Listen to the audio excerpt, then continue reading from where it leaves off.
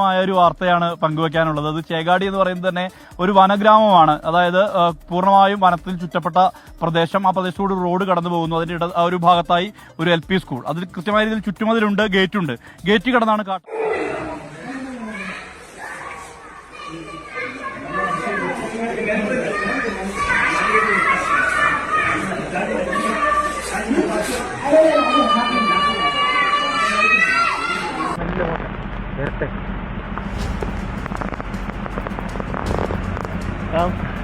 പതുക്കെ കുറച്ചുകൂടെ മുമ്പോട്ട് പോട്ടെ.